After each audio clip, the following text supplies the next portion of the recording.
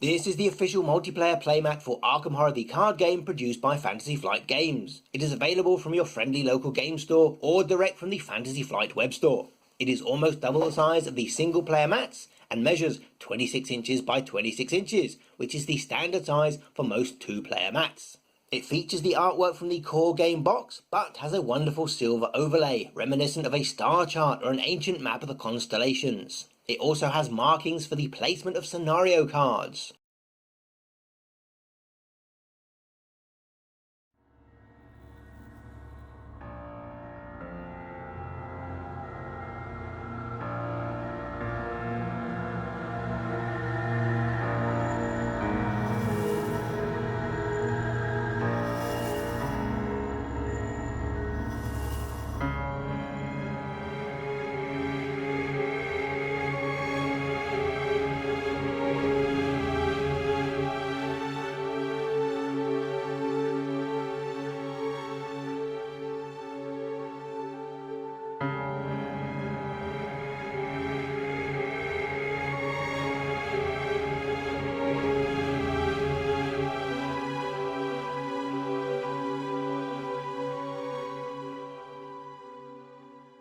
It comes in a blister pack like all Arkham Horror products, and simply pull the two halves apart like so. They aren't joined at the base, so you will have two separate parts to remember not to forget. There's a pretty little insert card here, and the mat just lifts out like so. The first thing we must point out is that this mat says it is for 1 to 4 players. This does not mean that it will hold all the cards for 1 to 4 players. You see, this size of mat was designed for 2 players playing a competitive card game head to head. It was not designed for a cooperative game where the scenario takes up as much space as another player.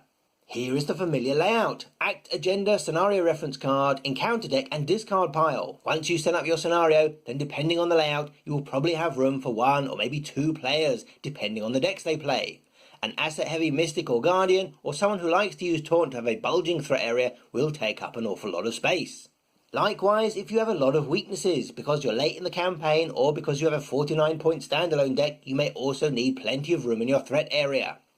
What this mat is perfect for is giving demos or teaching the game to new players, or even learning it yourself. Because it has labels for all the scenario decks, this acts as a handy reminder to the terminology. These playmats have a natural rubber base to stop them sliding on a table, and this is bonded to a printed polyester fabric layer featuring the artwork. The top surface should be as soft and smooth as possible to allow players to easily slide and rotate cards and not cause any scuffing to the card edges if you're playing without card sleeves. It is not just the player cards. With this mat you'll be sliding enemies in and out of your threat area and moving your mini cards between locations.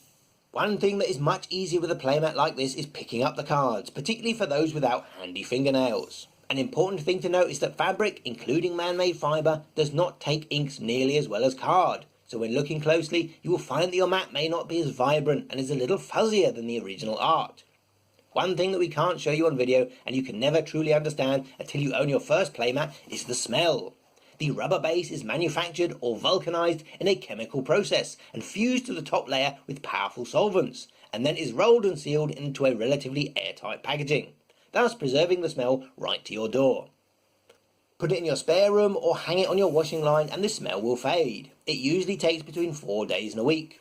The retail packaging is semi-rigid, which means if you cram it into a bag or drop it, then it will likely crack. So take care if you're shipping one of these. And whilst the header is convenient for gaming stores with hanging displays, it is awkward and prone to damage when travelling. But you can stand it upright and prop it up against your table. It won't fit into the infamous 20-litre rucksack, even without the packaging, and if you wanted this to be truly portable, you would need to fold it and not roll it, and that certainly isn't something we recommend. A fold will put much more stress on the bond between the layers than a loose roll, and so the more chance there is of crease developing in your mat. With a multiplayer mat especially, dirt and germs will build up through normal use. We definitely recommend keeping them clean. However, the more you do wash it, the more you will start to see deterioration around the edge of the mat. Some playmat manufacturers say it is fine to put them in the washing machine, and others say not a chance. There are no washing instructions with the mat or on the FFG website, so we reached out to Asmodee customer service and their official response was, "Do not put in washing machine. I would not make any recommendations for washing." Helpful as always.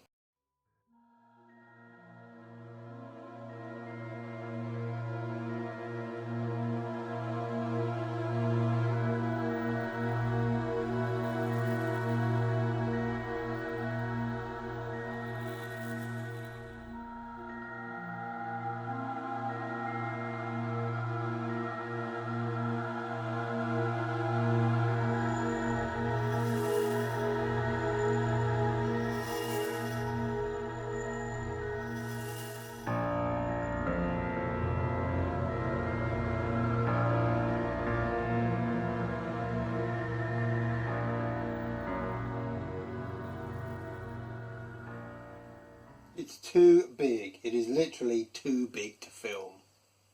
What a poop.